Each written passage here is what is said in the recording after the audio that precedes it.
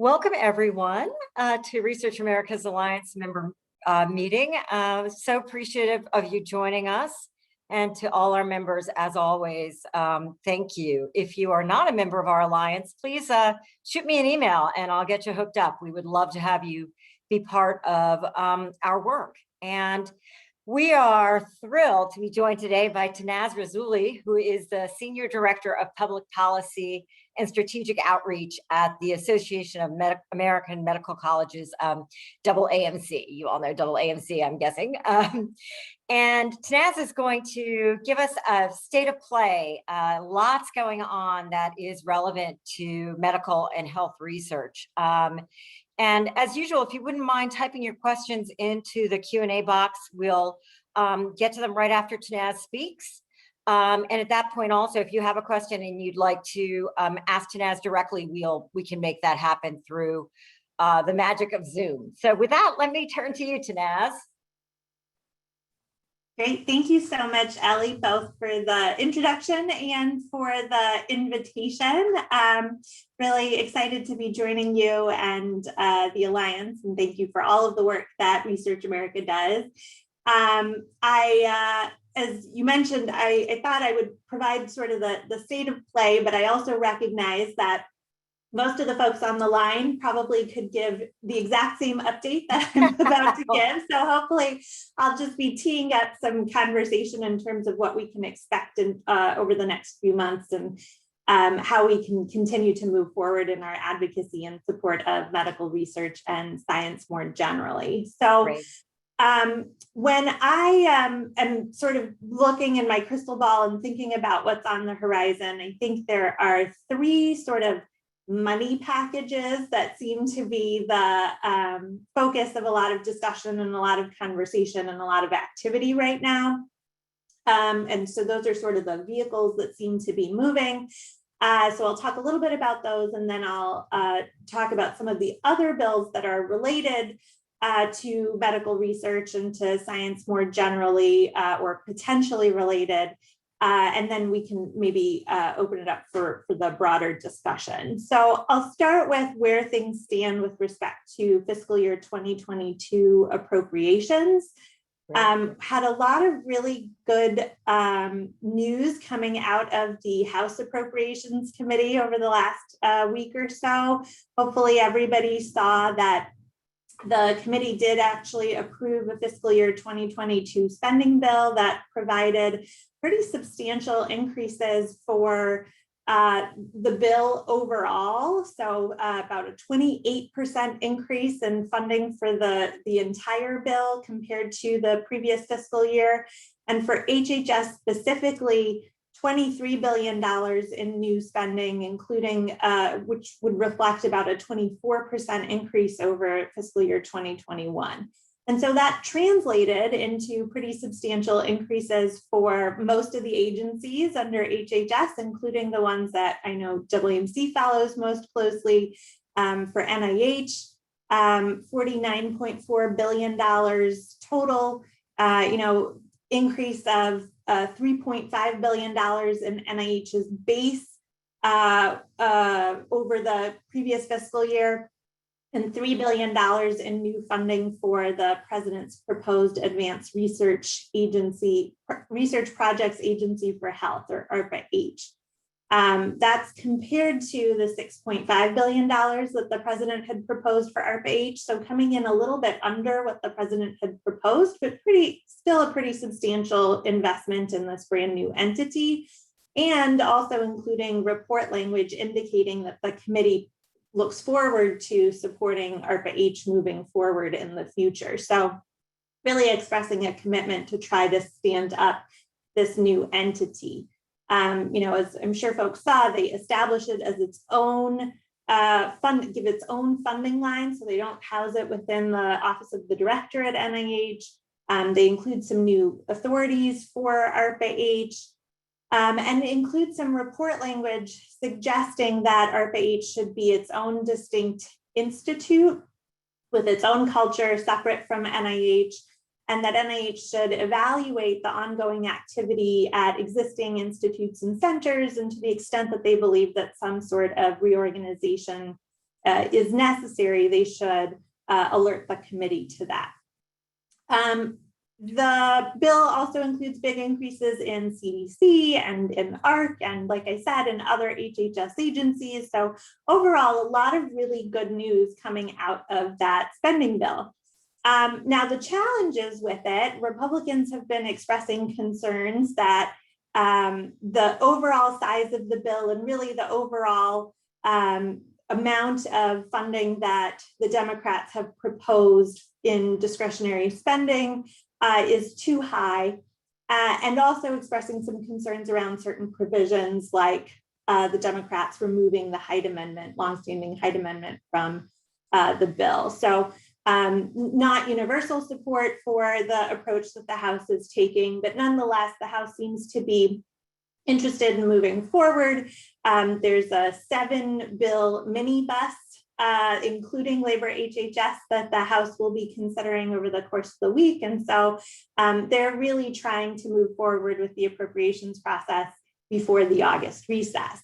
Now, you contrast that with what's going on in the Senate, haven't had as much luck in coming to agreement around top lines and around the process for appropriations moving forward.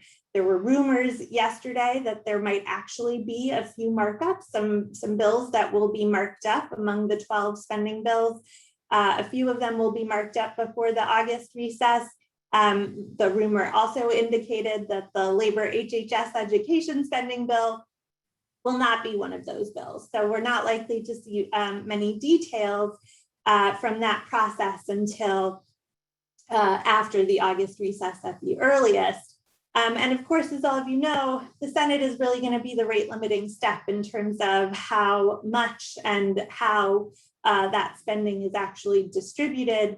Given the requirement for 60 votes in the Senate and given sort of the tight margins that you're facing in the Senate and quite frankly in the House as well, but certainly a lot of the focus on the ability to move these bills forward has been on what will be possible in the Senate. So in terms of FY 2022 appropriations, I think the conventional wisdom is, like we've seen in many, many past years, we will not have funding finalized by the October 1st start of the new fiscal year, and most likely we're facing at least one continuing resolution so that Congress can buy some more time to work through the actual packages.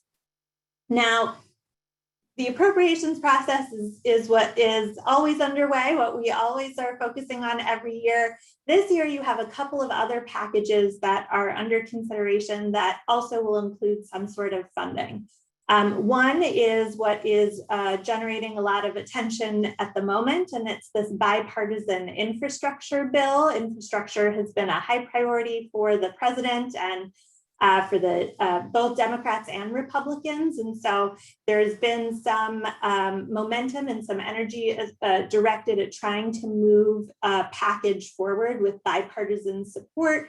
A lot of these discussions seem to be driven by the Senate at the moment. There hasn't been text finalized, but there was a framework that was developed and blessed by moderate Democrats and Republicans and the White House that provides some insights as to what to expect in that package. Mostly, it seems like the categories that they're focusing on for that bill will be quote unquote traditional infrastructure. There's some nods to things like broadband that have implications for medical research and for science, but a lot of the investments, a lot of sort of the blueprint seems to really be focused on things like roads, bridges, and other sort of traditional infrastructure investments. Now, the Senate is expected to take, I don't think they've yet expected to take a vote today that is likely to fail. Republicans are saying they're not ready to support that test vote yet, but believe that they'll be able to get there by Monday. It's a $1.2 trillion package over 8 years with about a little under $600 billion in new spending. And there's been some back and forth on whether there's agreement on the offsets. And so far, it looks like there will be agreement on how they're offsetting that new spending. Now, the fate of that bipartisan infrastructure bill is going to affect what happens next in the Senate, which is this reconciliation package. And so after they complete their work on this bipartisan bill, they'll turn over to reconciliation and crafting a budget resolution, essentially providing instructions for how to, for the committees to actually identify investments for this reconciliation package. It's likely to be the vehicle for many of the priorities that the president and the Democrats have outlined that won't be in that bipartisan infrastructure bill. So, you saw lots of investments that the president proposed in the American Jobs Plan, including investments in R&D and in pandemic resilience.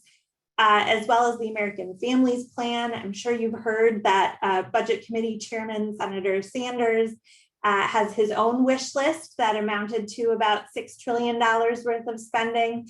There was an agreement announced by Senate Democrats last week for a framework of about $3.5 trillion overall. So it's going to be a lot of fierce competition in terms of how to actually get all of those priorities included in this new vehicle. I think the goal at this point is for the Senate to get that budget resolution done before August recess. And again, it only sets broad parameters and the assignments for the individual committees in terms of how much to spend. And then based on those parameters, the actual spending and the actual meat of what those dollars are spent on will be compiled into another package. And it's essentially the process that they went through for the American Rescue Plan a few months ago. Now, Democrats have been talking about the reconciliation investments as a package with the bipartisan bill. House Speaker Pelosi had at one point indicated that the House wouldn't even consider the bipartisan bill without the larger package. And so again, how this process moves forward, I think, is really going to dictate what we end up seeing coming out of this process. Now, while all of those money bills are being negotiated, there's also a handful of other legislation that seems primarily focused on authorizations at this point, but have the potential to inform or overlap in some ways with some of those money investments. And those are things like the Cures 2.0 that's being proposed by Representatives Diana DeGette and Fred Upton, including lots of attention to how to set up the president's proposed ARPA-H initiative. I think there are other folks in the House and Senate also thinking about ARPA-H. There's also been a few, again, primarily authorizing bills focused on the physical sciences, but that have included, provisions related to competitiveness and also around research security that touch on NIH and some of the other medical research agencies. There's a bipartisan effort to draft legislation around pandemic preparedness that I think has the potential to touch on research issues. And then I think everybody is waiting to see what the impact of the new COVID surges might be and how that might affect the agenda moving forward. So, I think, again, if you're gazing in the crystal ball, I think most people are expecting that there will be some sort of end of year package that will include different elements of a lot of these proposals and a lot of these different vehicles. So that's something that we're planning for and thinking about moving forward. I will say before I stop blabbering and look forward to engaging with everybody and in terms of what they're seeing on the horizon and where they see opportunities, I do think it's important for us as a community really to take a step back and really recognize just how exciting of a time this is for our community. We've seen 6 years of above inflation growth, and it comes on the heels of a decade and a half of effectively flat, or in some cases even a little bit of reduced funding for the NIH, with strong bipartisan support for those investments. And all indicators seem to be that the folks who are in key decision-making positions are keen on continuing to make those investments and continuing to recognize that this is a priority for the country. And I think that's really a reflection of the hard work of everybody on the line and the broader research community generally, in really trying to educate Congress about the value of these investments. And so I think it's been a really exciting time, and we clearly, obviously, there's still a lot of great science on the table that we're not able to fund. And so the opportunities ahead of us are infinite. But I think being able to speak as a community and with one voice has really served us well. And I know personally, I feel really privileged to be able to count medical research in my portfolio of the work that I do, because I think there are few greater investments than in the treatments and cures and the opportunities that lie ahead in terms of trying to improve health. So would just want to end on that, even with all of the uncertainty and all of the questions in terms of how things might proceed moving forward, I do feel like, as a community, it's been a really exciting time for us. And I hope that we can continue to help advance a trajectory like this moving forward. Well, I think one thing that is certain, Tannaz, is that you have had a direct impact on what we've seen on this positive trajectory. I think you're one of the North Stars for the advocacy community in medical research and also public health and health research. So I think, we're fortunate in you. And I think that the remarks you just gave are emblematic of that. I have a question that I know I should know the answer. Say, Ellie. It's absolutely true. So I've been at this for so many years, and the budget resolution versus reconciliation thing just always catches me up. And in the Senate, the other thing is the debt ceiling, which I've got to tell you, I have not been following. So there was talk earlier in the year of there being kind of another combustible debt ceiling, 302A, smash up. So the House deemed their numbers, their 302As, their top line,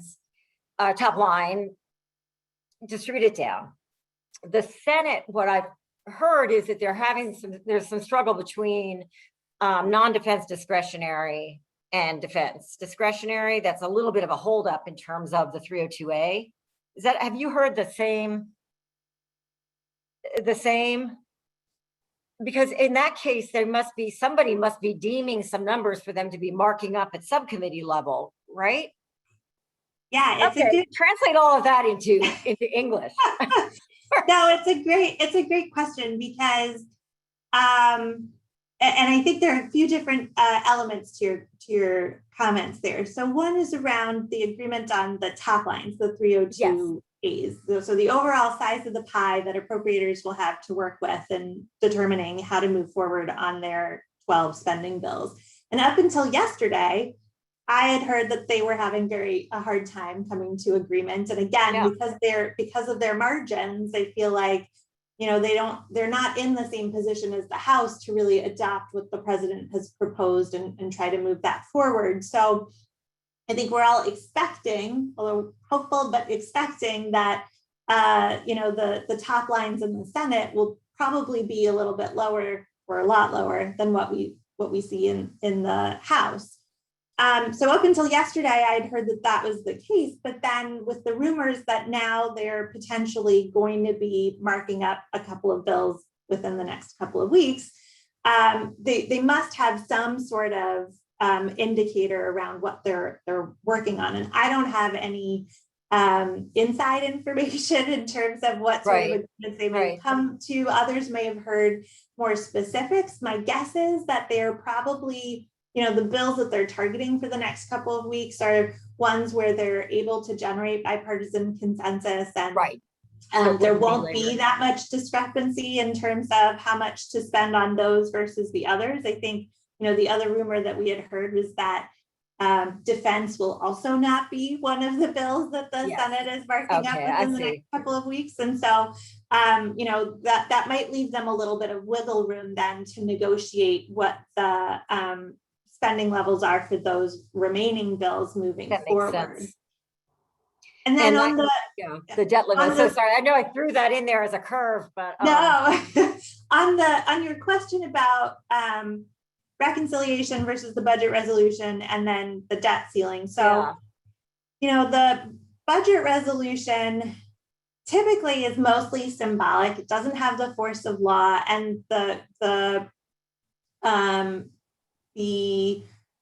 primary sort of reason that I pay attention to it is that it does set that top line and gives you sort of a marking point for appropriators then to divvy up the individual allocations for the 12 subcommittees.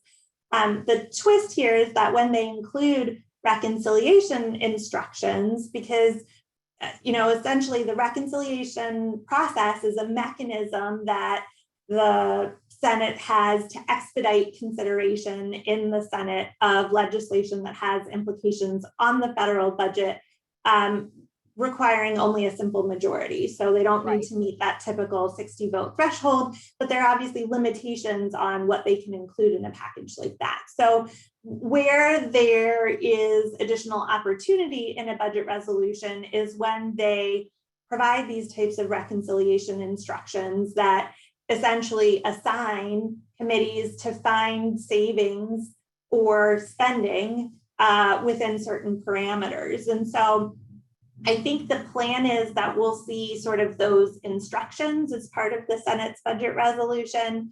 And then the actual legislation that comes from that in terms of how those dollars will be spent will come a little bit later, will come in the fall. I see, that makes sense.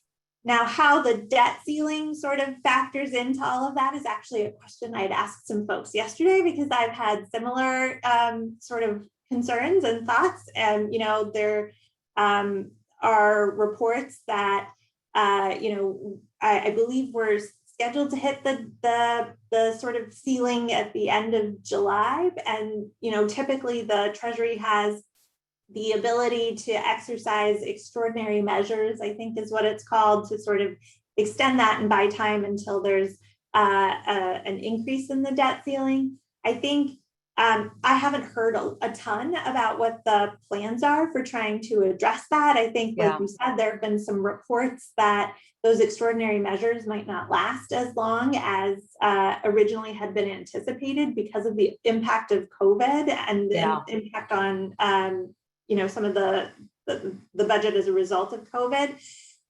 So I do think it's a scary prospect. I think there are a few different options that Congress might have to try and address that. I think if they try to address it through the reconciliation process, then that has certain limitations associated with it that will make it politically and possibly practically trickier. So I think that's a big question mark for me right now. And I don't know, again, if others have heard something different, but it's something that we probably should all be watching and keep on our radar screen, because it has the potential to sort of shape the direction of these discussions. I think that's right. I mean, my hope would be, and it's happened in the past, that when, you know, when the interests of the nation really, you know, really preclude, you know, kind of a much debate around the need for this. And I do wonder about this, we're dealing with the Delta, you know, the Delta strain, that we're still not out of the woods on COVID, that on a bipartisan basis that members of Congress will rise to the occasion. But it is interesting because it's also a really hard lever of influence for the party. So I know that there are many questions for you, Tannaz, so I am going to shut up now and turn to my colleague, Terry Schwartzbeck.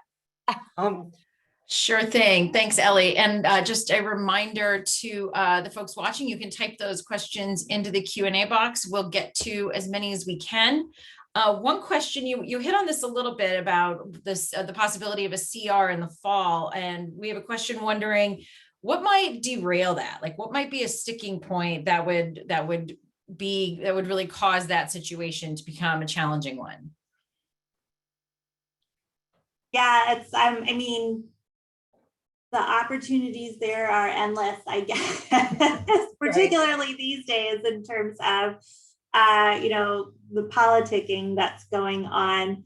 And there's two ways, I guess, you could derail it. So if you take the view of the optimist, you know, Congress might get its act together and finish all 12 spending bills before September 30th, and then we wouldn't need a CR, and that would be the good version of derailing the CR. I don't think there's anybody who's betting on that scenario, sadly. So more likely than not, you know, there's a CR that extends funding for a certain period of time and doesn't pass, and the government shuts down. And I think there's general agreement that that would be pretty disastrous. I mean, I feel like particularly given that we're really not out of the woods yet with respect to COVID.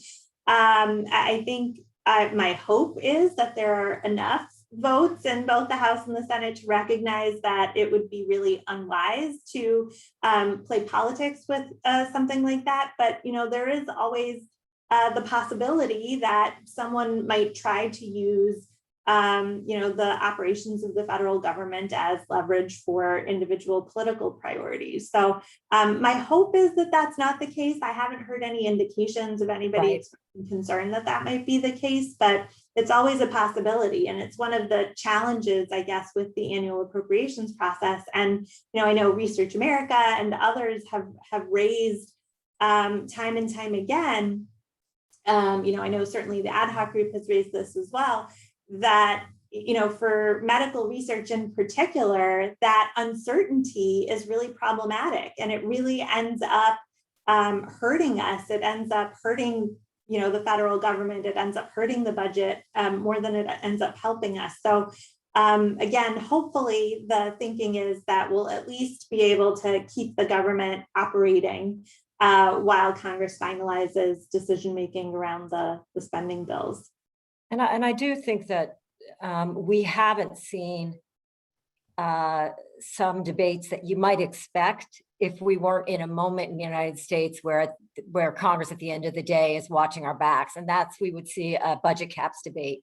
There's some indication that when it comes to these kind of macro decisions, that actually Congress again will step up and make sure that the government does not shut down during a pandemic. But anyway, who knows?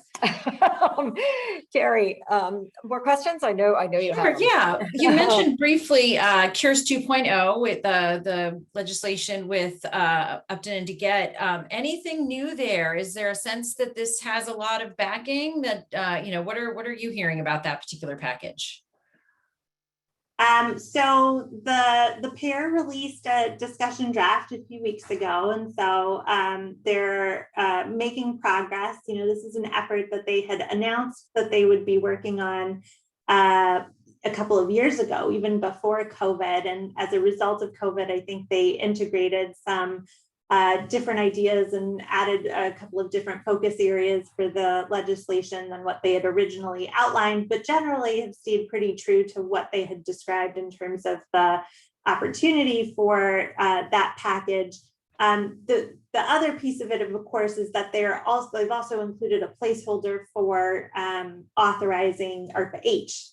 And so it seems like, you know, they're trying to gather input and feedback from the community, and it seems like they're engaging with the White House and with others around that. And so how all of these different avenues for getting ARPA-H stood up intersect moving forward, I think remains to be seen. But from all indicators, this seems to be a priority for Congresswoman DeGette and Congressman Upton. And so they have been successful once before, and it's great that they're approaching things in this bipartisan manner. And so we'll have to see how it progresses from there.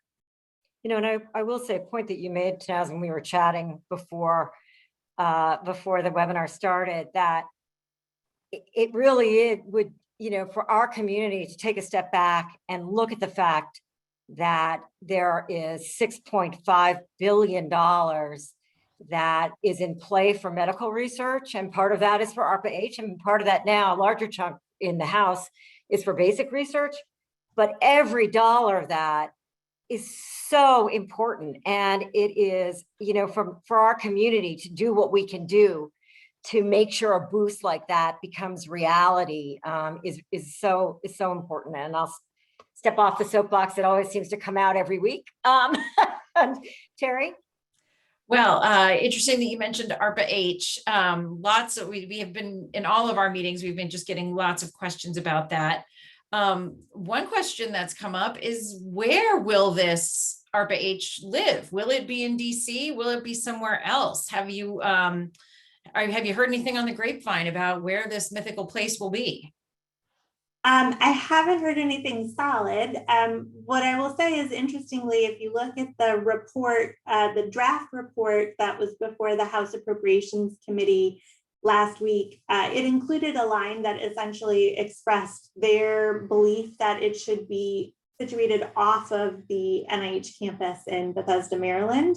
Interestingly, before they approved the bill, the committee adopted a manager's amendment that actually struck that line. So they sort of have it both ways. They both expressed an interest and then they took it back. So I think it's probably one of those questions that's still TBD, but yeah, it'll be interesting to see how that plays out.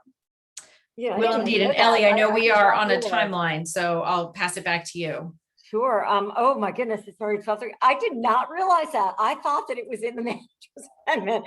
Oh my goodness.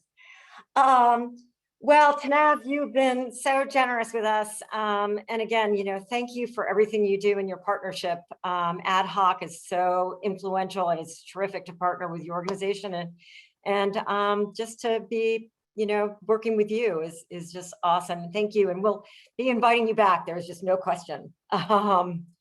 Well, likewise, thank you, Ellie, for everything that you do and everything that Research America does, and for everything that everybody on the line is doing, because I know, again, it's taken a community approach to get us where we are now, and hopefully we can keep pushing forward. Absolutely. I think I do have some housekeeping to do. It's always fun. So next week, this is going to be a really, I think, very interesting Alliance member meeting. We're going to be talking about how to secure grant funding.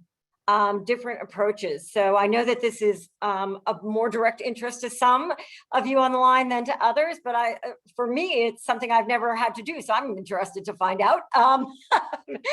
And so it is Jessica Drislane, who is the CEO of Open Scholar, and Jamie Rubin, who is a professor at Columbia University. So do join us. I think it's going to be really very interesting. And more to come. We are most likely going to take August off and give everybody a Zoom break and come back in September roaring with more Alliance member meetings. But more on that. We may double up next week. So you'll keep an eye on your emails. And again, if you're not a member, if your organization isn't a member of the Alliance, do shoot me an email. Let's chat. Thanks again, Tannaz, and thanks to you all. We have a wonderful community of advocates, as you can see from the Labor Age Bill. So take care.